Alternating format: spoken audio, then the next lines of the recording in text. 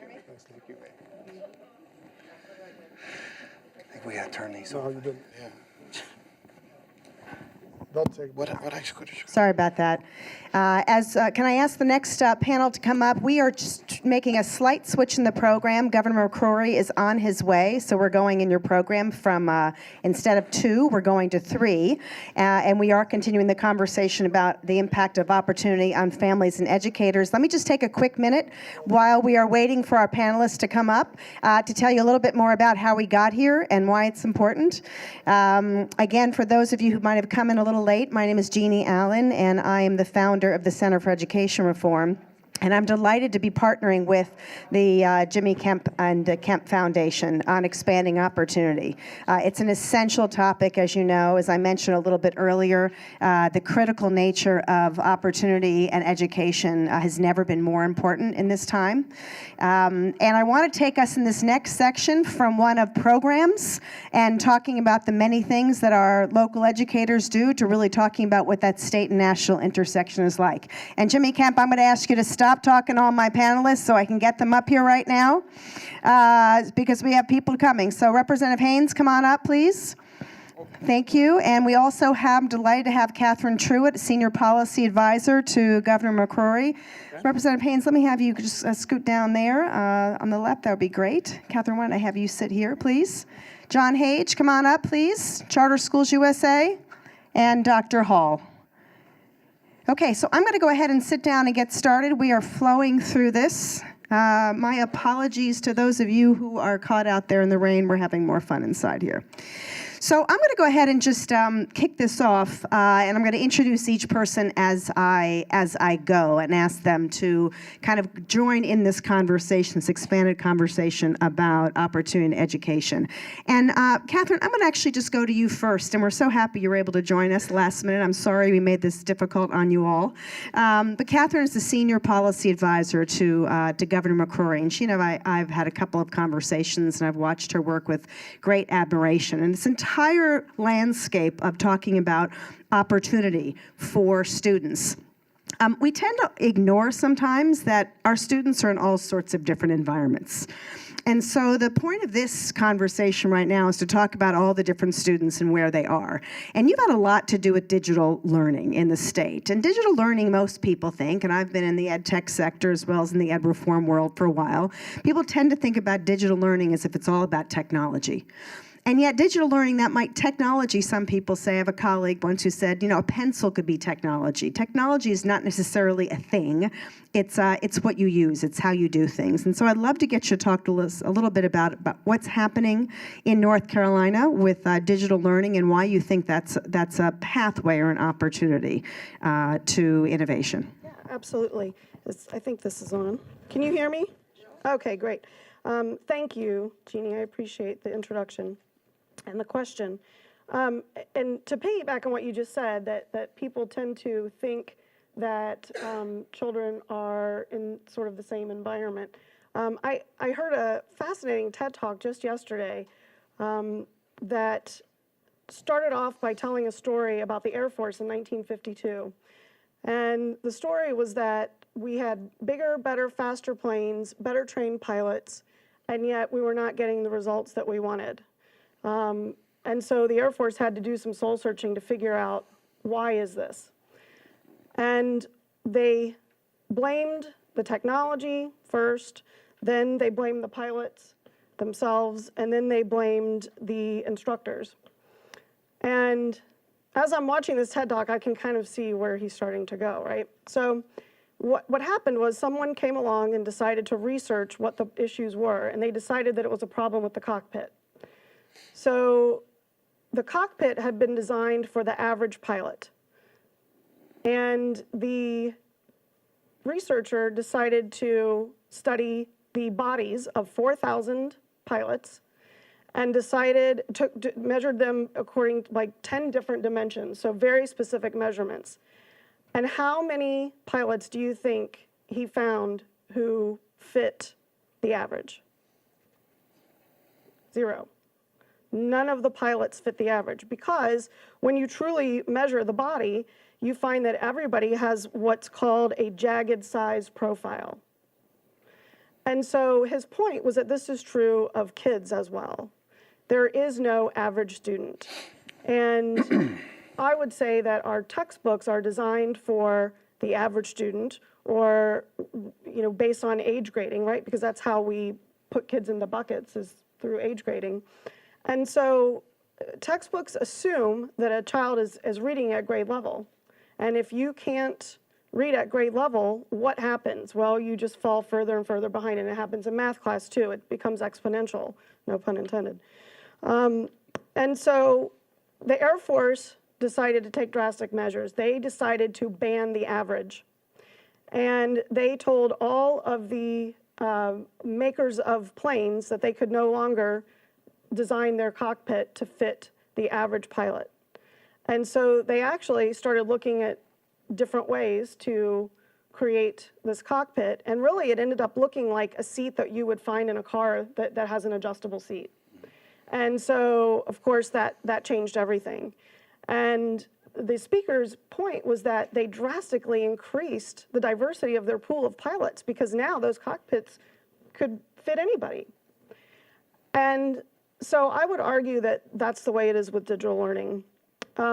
Digital learning has the promise to nurture the potential of every individual student. And if I could just go into a little, just to give North Carolina a little plug here about our history with digital learning. And as I'm talking about digital learning, I would encourage you to think about digital learning more in terms of personalized learning, if you've heard that term before. So the first bill that Governor McCrory signed after taking office was one that would support the transition, or require the transition from textbooks to digital learning classrooms. And around that time, our State Board of Education involved the Friday Institute for Innovation and Education at NC State University. So this is a really great example of a state and university partnership to create what we now call the Digital Learning Plan, which has gained national recognition as a primer for how to do this, how to move forward with a digital learning classroom. Around this time, the administration worked with the rulemaking body of the FCC to rewrite rules on how E-rate funds were distributed.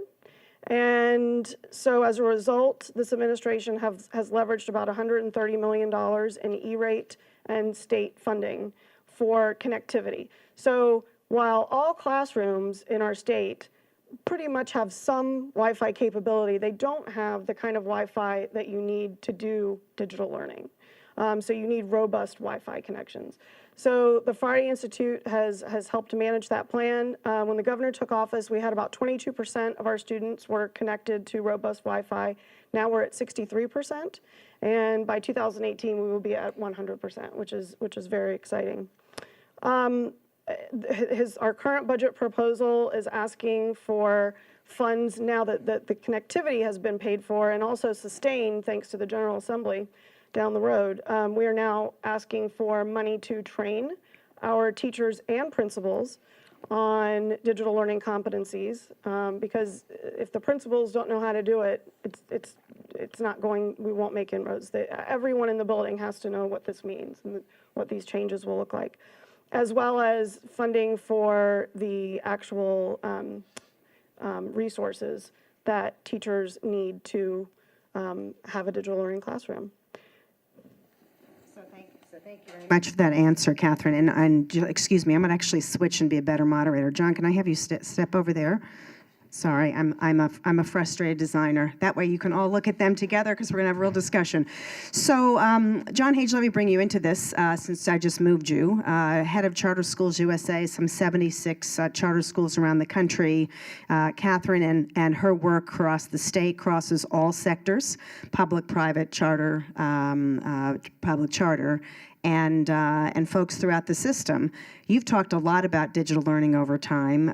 John, you founded this organization some 20 years ago. You helped start one of the first charter schools in the country, which was in Florida. You've been an innovator and a business leader. You know, Catherine's vision here of the cockpit, right? And there's no one size fits all. Really is about that transformation of learning that you have so ably put to work. Talk to us a little bit about where you've seen that playing out in the work that you've done here. Well, thanks for having me. And when Jeannie tells me to move, I move. So thank you, Jeannie. First of all, I think I'm very optimistic about the state of personal learning, digital education, innovation, and what's taking place in classrooms around the country. And the reason I'm excited about it and I'm positive that it's going to start to transform the way we teach children is because the innovations that we're seeing both in our own classrooms and in many other classrooms throughout the country are starting to show real evidence of working. And at the end of the day, only what matters is what works, and only what works is what matters. And in our case, what we've tried to do is build an innovation platform whereby our own schools are laboratories for the kinds of things that actually solve problems to move the needle for teachers, for students in the classroom. And, oftentimes the challenge for things that move the needle, whether it's personal learning plans for every single student that can adjust to their learning needs, is really the environment in which those innovations go into. So if the technology, no matter how good it is, or the training for the teacher, no matter how well it's done to integrate that and how well it's designed, if you don't have a system itself which is not only accepting of it, but hungry for it. In other words, if the school systems themselves don't say, we want this, and we see how this is going to change how we educate children and how we benefit the teacher in the classroom, then it kind of dies. And so I was recently out at with Jeannie and many others with about 3,500 of the top education technology leaders in the country in San Diego at a global Silicon Valley, Arizona State University conference. And what we were doing there is really figuring out together with these innovative leaders around the country is what technologies are really working again. And what we found is that there's a lot of great ideas and a lot of folks out there innovating and driving new ideas. Silicon Valley is now involved in this, which is great. We have some of the best minds in the world trying to change how students learn in the classroom. But what I also heard was there's a real gap between that and what they see as a kind of a desert of non-fertile ground to get those ideas implemented. And they often die on the vine, so to speak, before they can actually get into these school systems, actually penetrate and the sales force time and the bureaucracies and even the views of sort of the status quo adults that run systems, right, is that it's protective of the status quo. And so the challenge really is, how do you start to create an ecosystem where the best ideas, the things that actually work in the classroom can take root through research, can be scaled quickly, and then can be replicated in a way that's transformed many, many other lives than just one or two classrooms. And so that's why we think that the charter movement, right, which I think in its really infancy, its really original intent was to be innovators. And I think they lost a little bit of that. And I think one of our challenges is to get back to being the laboratory for all schools, for all public and private schools, and do some things that maybe others can't do, prove it out, and then share those ideas across the board. Thank you, John. And so let's shake this up a little bit with you, Representative Haynes. We've heard about the promise and the potential for digital learning in schools. John Hayes just talked about, again, the idea of innovation in schools. Prior, we heard Jimmy Kemp lead a panel and talk about everything from whether or not and how to get kids civics to financial literacy to TFA. We heard about the congressional bill, the ESSA, that provides more flexibility. But at the end of the day, aren't you really the most important link in all this? You're a state legislator. We rise and fall whether or not we have laws that permit or prohibit us to do things. You're a publisher. You're a lawyer. I know you can handle tough questioning. You're a champion of kids, Democratic elected representative, Winston-Salem. You've seen it all. And you tend to also play sometimes on different sides of the fence when it comes to policy and politics. How do you do it? What do we need to know? And how do we get you to do more of it? Yeah, I do it very carefully. I stay away from some of these guys out here in the peanut gallery who try to get me in trouble every day. My background is public education. Both of my parents were educators. Most of my aunts and uncles are educators. And a lot of and grew up. My aunts and uncles and both of my parents grew up in very challenged environments. Certainly had a mother and a father at home, which was always a positive place to start from. But grew up in very, very, very poor urban centers, and there was always, though, a concentration and an understanding that the only way out was through education. And so my father and mother both had seven siblings, all of whom either went to college and obtained advanced degrees or went to the military to take care of their younger siblings and bring them through. And so the first thing that they were able to do was establish a continuity of family and purpose and focus in very challenged environments. I love the idea of innovation. I love the idea of technology, but really, as I said here, I was thinking, the technology that we need in schools in my districts, which is also very diverse district. We need technology sometimes that's as simple as a Whirlpool washing machine in the gymnasium of the local school, so a mother can come and make sure that her child is clean, when he comes to school, so they can feel good, about themselves. We need the technology that is, getting a car and having a group of doctors come into the community and set up clinics, in these elementary schools, so that a mother can make sure that their baby is healthy and their teeth are healthy, and these types of things. Very small things that we need to get in place first so that this child can start the learning at a charter school or in a home school or in a private school or in a regular public school. And so I came to the General Assembly with the mindset that I knew my school system could do better, that we were starting to kind of play in some areas that I thought were wrong and were leading us down the wrong path in terms of achievement for certain groups of kids. And I came to the General Assembly with the mindset that I was going to find out and really work purposefully to promote opportunity for kids in such a way that was going to be the best. Combination possible. Now that keeps the public school folks angry with me. That keeps some of my friends in the charter academies, angry with me. Keeps the voucher folks a little shaky. They don't know where I am on this stuff from day to day. But it's because I'm trying to bring groups together. And I'm trying to bring them together so that we can help the common good and promote the common good, and that is the success of our poorest kids. And so how do I do it? I do it very carefully. I meet with Rob Bryan off campus, a place that nobody sees me every time I'm walking through the office. I catch some of these other guys, along the way. But really, I think it's an honest approach, and it's an approach that I think folks in Winston-Salem, where I represent, I think understand what I'm trying to do and understand that I'm trying to take an approach that will lift the ships of some of our most challenged kids in the city. Do you find yourself being challenged by people who typically don't believe that someone who's representing a poor community, Winston-Salem, should like more opportunities for kids? Sure, but I think the people who challenge that tend to be my rich constituents on the west side of town, which is always that was very interesting. I did not anticipate that coming in, and I don't know why I didn't anticipate it. I grew up in Winston-Salem. I went to school with a lot of these folks, but that's what was the most interesting thing.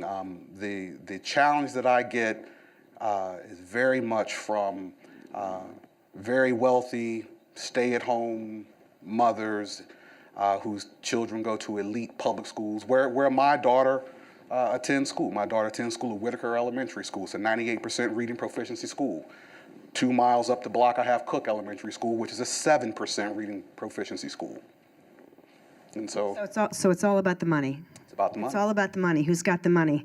So I want to come back to that with all of you, but let me pull in Dr. Tim Hall for a moment. Tim, you're a student of history. You're the director of academics at Thales Academy, North Carolina, a private classical liberal school. You also have the distinction of having been the author of The Complete Idiot's World History and The Complete Idiot's Guide to the Middle Ages. Let's talk about the political system while we're on the subject of complete idiots' guides to things. We're talking about a really difficult situation where in a community like the one Representative Haynes serves, there's not a washing machine for people to wash their kids' clothes. You have complete poverty, and yet you've made choices available. At the same time, we had about 80 people, I guess, RSVP'd for this forum, lots more watching on television, but yet if we suddenly had a soap opera inside, we'd have people coming. All right, so there's a real disconnect here. We want education. We want this country to be great again. Yes, I'm going there, folks. We want it to be great again, and yet we don't really know what great looks like. Because if we knew what great looks like, I'd argue, and I want the historian's perspective, how would we have more people coming to Winston-Salem to the aid of these kids and supporting the kinds of policies you've just heard? What are we missing? I can't tell you what we're missing, in North Carolina completely. I can tell you what we're doing at Thales Academy. And at Thales Academy, we are a classical school. We have 5 schools. We started in 2007, and we have 1,700 students. Next year, our enrollment will be up to 2,100. We'll have 6 schools at that point. And what we provide, and definitely I'm interested in innovation, but innovation doesn't start with the technology. It starts with that critical thinking piece. And the classical education that we're looking at provides that through direct instruction, K-5, and the Socratic dialogue, 6 through 12. And we're focused on that. But before you think, well, it's one of those academics who wrote idiots' guides, that's good stuff. Before you think that we're very, old and stuffy, we also have the innovation. We have one-to-one iPad program for our 9-12 program. We have digital citizenship standards, K-12, to focus on digital citizenship and about students understanding about their digital footprint, starting in the early grades all the way up through high school. And then finally, we have a pre-engineering program that we inserted into our classical program too. So somebody coming out of our program will have this dual understanding of the world that includes this engineering component plus the liberal arts component. So we're very proud of our program in that sense, and we feel that provides a lot of the opportunities for our students. In addition, we have non-cognitive skills, which I think most of you are aware. Non-cognitive skills are more important, more important, in my view, than cognitive skills towards educational and vocational outcomes. We're talking resilience and self-efficacy and those type of items. So we have that education, it's high quality, but we keep the cost low. So it's accessible. Because it's not a private school with a capital P. It's a private school that we want accessible to a larger group of people. So if you're talking about policies that would help, we need to think about public education as not being that school down the road in that building. We need to think about educating the public, meaning what ways can we allow private institutions, public charters, and public schools compete in a great market to build themselves up in edifying discourse. Do parents pick Thales Academy? And, Yes. And who helps them pay if they can't? Well, we have the FACTS program, of course, which is our financial aid program. Of course, we have the Opportunity Scholarship. So we definitely have a diverse group of people who are all very interested in education and are willing to make that sacrifice. But Parents can make choices? parents can make choices. And I made Poor those parents choices. make choices? What's that? Can poor parents make choices? They can. How do you know? I can't talk about balance sheets or what everybody's doing, but I can tell you that we have a wide variety of socioeconomic levels in our schools. And definitely we are keeping that cost low. John, what about you? What do you think? How do we know parents can choose? We often hear when we talk about opportunities that parents can't make those choices. They're picking a school like Thales. They're deciding to engage in their local public school with new programs. What do you see? I think parent choice is only at the beginning of its efficacy of being truly understood. It's as much about creating for the parents as a consumer of education that they understand what their choices look like. Right now, it's pretty much, you go to a school, you visit it, maybe you go to the website, you hear, in the local store about it reputation-wise. wise, but none of those are really research-based methods for, and then of course there's some evaluative tools through public instruction with testing outcomes, et cetera. I think the real challenge for parents is that we see sort of a reverse bell curve. We see the parents that are sort of at the lowest end, desperate, and they will raise their hand and they will seek out a choice and option if it's available to them, but that has to be made available. And obviously on the other end, those parents with means are always going to use their means to their benefit. A lot of the parents in the middle oftentimes stay satisfied with the instructional model that's available to them on their zip code, we've found, and it's good enough, so to speak. So I think there is a challenge on how do you consistently build a marketplace of educational information, choices, and then results that continually can be benefiting and pushed out to everybody so they understand what's working, what's not, and then utilizing that data to constantly go back and say, folks, is it working for your child? Not every school and not even every classroom and not even every model works for every child, and that sort of evolution towards every child having a pathway that's unique for them is what I'm still very excited about, that I believe we're slow to it. Honestly, education's been slow to it. It's kind of like healthcare. It kind of has been behind the curve on it. It takes time. It's a big monolith to move, but it's starting to move for the first time. I'm seeing results that I'm encouraged by. I think we have a long way to go policy-wise. I really do appreciate when policy leaders stand up because it's hard, and there's a lot of folks that want to honestly, there's a lot of special interest in education reform, just like there is in anything else now. And so everybody has to really pull back and say, what's working for students, what's working for families, and if they're getting results, work against the status quo and replicate that. That's the hardest part, is it's almost the opposite oftentimes. When it starts to work, it tends to sort of get pushed down sometimes because it challenges the system, it challenges the status quo, and people don't like disruption. And what a challenge that must be, Catherine, for you in particular. You're sitting in the office of what we consider one of the new education governors, if you will. That was a term of art, if you will, in the beginning of the education reform movement. You're doing a lot, but there are other issues that are distractions. You've got all sorts of people that probably want something, right? They want this program or that program. How do you navigate that? How do you make sure that everyone's sort of staying in a place where they're trying to contribute exactly to that parent-student engagement rather than what's the best program and shouldn't everybody have it? Well, I think that, I guess the way I would respond to that is to say that our system of education is largely unchanged over the last 120 years. And what you're saying about being slow to come to it is very true. We educate everybody, which is revolutionary in the world. We educate everyone by law. And I would say that because we educate everyone by law, it's a tougher challenge. But what I would also say is that the pace of change in our world due to technology is what schools have not been able to keep up with while the rest of the world has shifted. And other industries and the business communities have been able to, schools have not been able to pivot.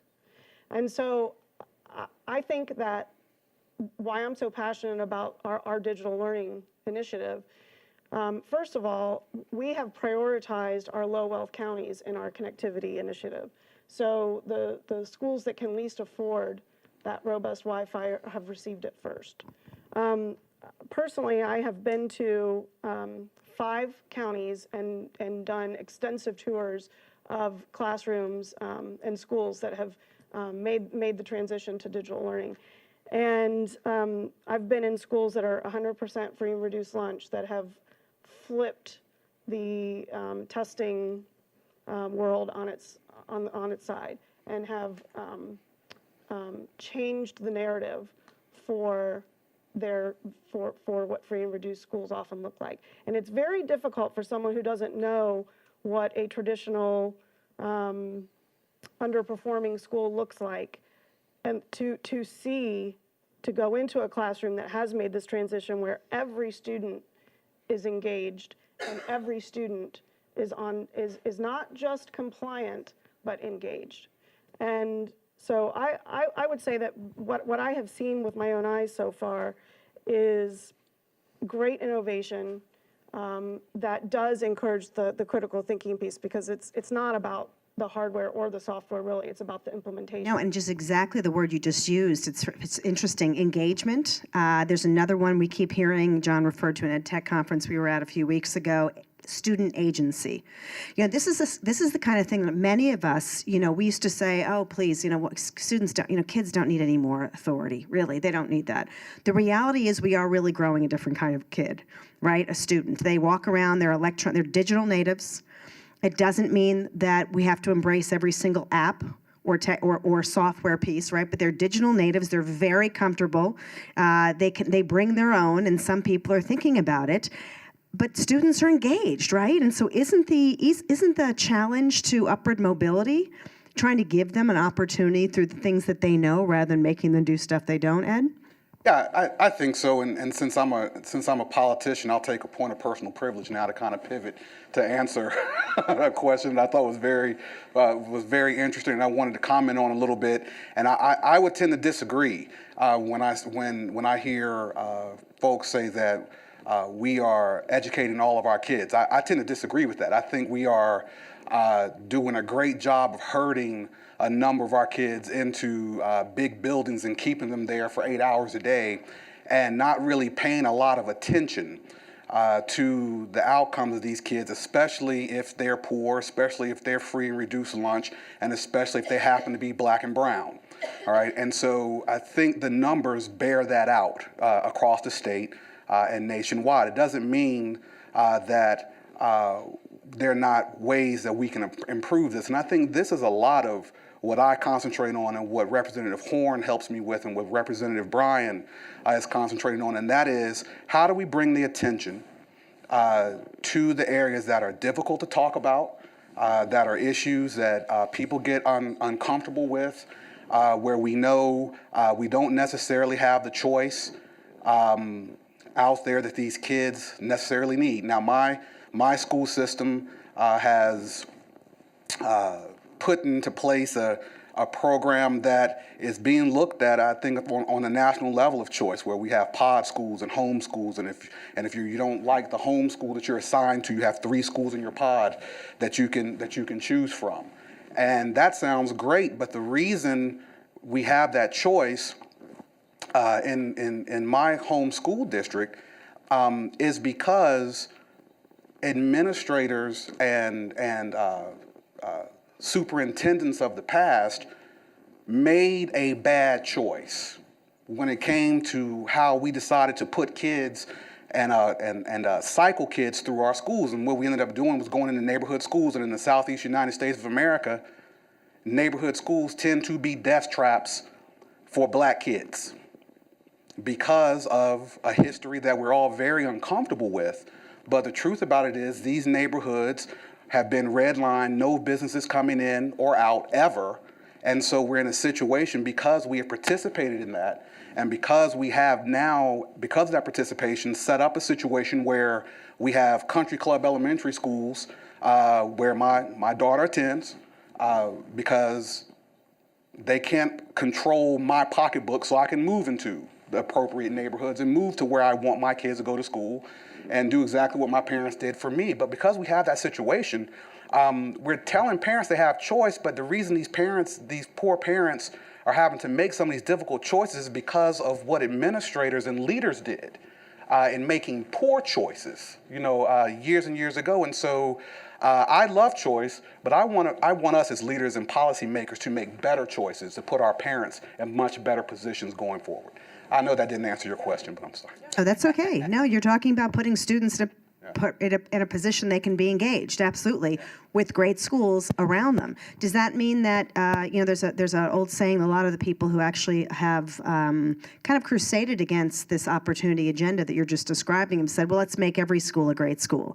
Can you make every school a great school if there's no flexibility and control in that school? I think you have to have flexibility and control. I love what I heard earlier when we were talking about charters and what charters were supposed to be, and those were learning laboratories. I just talked to someone today, this afternoon actually, and said, why is it that we haven't run legislation that says, listen, at the end of every year, we're going to have a big convention, in Raleigh, and we're going to bring the best charters in, and we're going to share, and we're going to bring all of our school leaders together to share these ideas so that our schools can become better. I think, you're always going to have a range.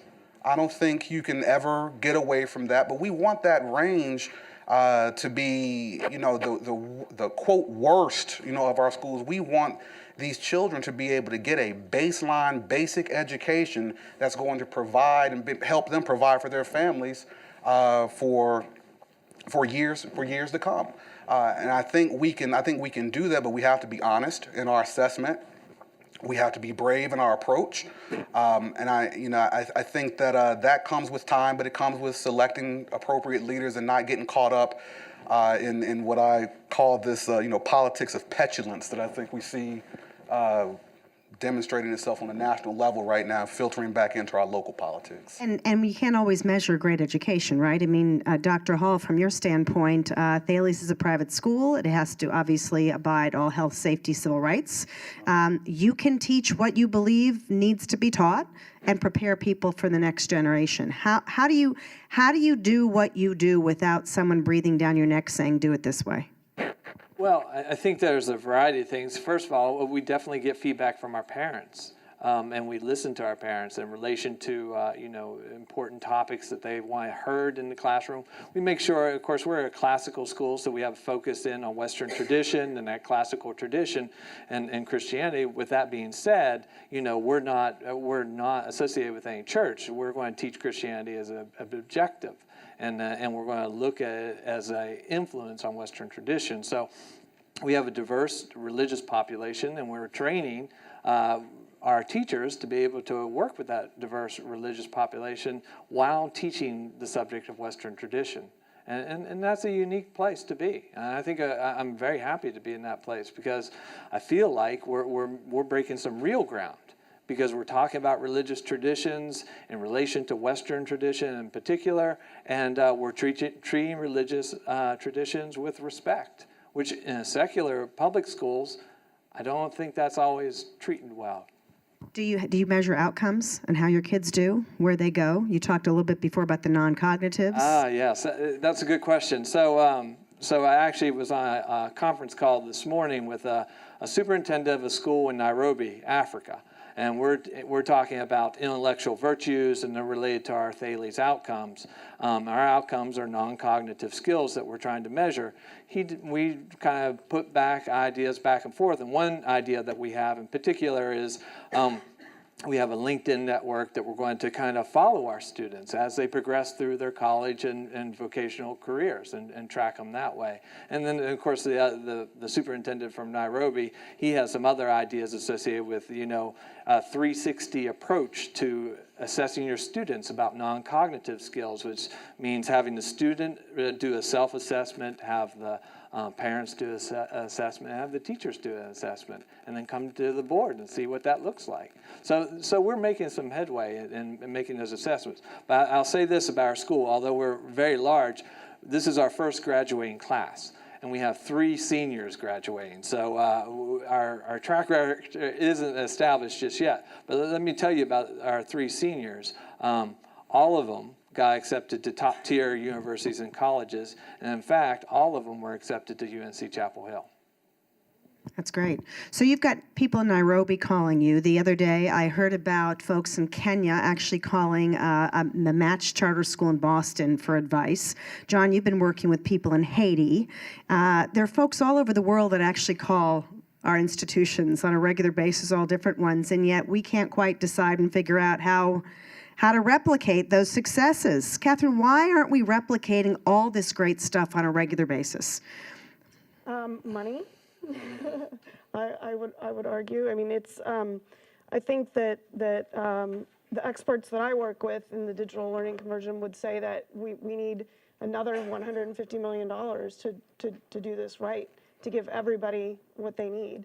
And there's also not consensus on everything. For example, there's not consensus, I would say, on what the state's role is in providing devices in our public schools. And I do think that I've been in this role for 6 months, and I'm I shouldn't have been, but kind of surprised at how the politics of education filter into to everything that I do. So I think that has a lot to do with it. What do you think, John? Why aren't we doing more? Well, I think, again, I go back, it's a very big ship. It's hard to turn. I think it requires a lot of new little ships being built that influence the large monolith of what 90% of Americans go to in this country, which is public education, K-12. It's been that way for 100 years, and it'll probably be that for the next 100 years. I think charters play some role in that, but it's not enough. I think everybody plays a role in it. I think innovation within the traditional system plays a role.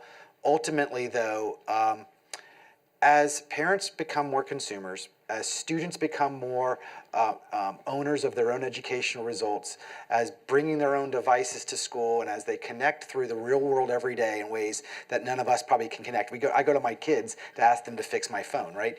And when it's not working, then we can understand that we're either going to become irrelevant in education and they're going to go around us, which is happening more and more every day, or we're going to become relevant very quick and start to be actually driving that needle. And so we have 2 Haitian boys in our family. We have 4 kids of our own, and we're helping raise 2 Haitian boys as well that had needed some support. And we have a school we support in Haiti, a nonprofit there. And these boys came out with no language skills, right? And in 7 months, they're speaking very good English. They're learning in an online environment. They're tutored every day for 2 to 3 hours, and then they go to tennis because they're top tennis players that are here in the U.S. training. And it just reinforced for me, and on top of the 70,000+ students we're educating out there, that brilliance, and this has to be said. I don't know why it should have to be said in the 21st century, but it apparently needs to be said because there's people doubting this in today's political discourse. Brilliance is equally distributed throughout the world. It has no color or code or background or any connectivity to wealth at all. And all the research shows that. It's non-debatable, it's fact. And so the question is, are we going to start to distribute the resources and the tools and the energy and the philosophical will and the commitment to get into all of those communities and ensure that they have all the tools? And I got to tell you, at the end of the day, it's free enterprise fails if they don't understand that that's where the resources are. There's a company I was just talking to the leader of that's literally over, and I think it's Nairobi, and they're doing and they're designing, they're getting all the new code writers out of Nairobi. And I went to the owner of the company and I said, well, why aren't we going to the south side of Chicago where we have 4 schools and we're helping some of those kids? And you know what he said to me? It's easier to do it in Nairobi, to get these code writers built and trained and into great jobs working for Microsoft, et cetera, than it is to get into the south side of Chicago and to get through the system. And there's so many barriers, so many things that just won't allow that to happen. And I looked at him and I said, it's actually kind of true, sad but true. So that's really the challenge we have in front of us, is how do we break those barriers down? How do we utilize the skills of so many brilliant people in this country who are willing to put time and talent and get paid very little to do this to benefit children and inspire them to do it for all kids? And it sounds so complex, right? But really, you're all coming back to the same theme, right? Which is having those tools locally to affect that change through both the school leaders as well as the parent voice. And just in a couple of minutes, we're going to bring up Governor McCrory and Congressman Messer again to help us kind of end the forum and opportunity. But Representative Haynes, I want to come to you for just sort of your final comment on this. You voted for a program that was relatively controversial that is now in play that overwhelmingly helps poor and minority children have the kinds of choices that more advantaged people have had. What have you seen that do for those families and those kids? We've gotten very positive response thus far. The families are happy. We have them come to the General Assembly every single year, and they, thank us for taking the chance to put forward that bill that has caused quite a bit of consternation at home. What I'll tell you though, in terms of, you asked the question, why can't we do these things? And it's the same question, I asked when I was running for office the first time, and I found it out over a 3-year period. And the answer to why can't we is because we have decided in our political structure that we don't want to work together.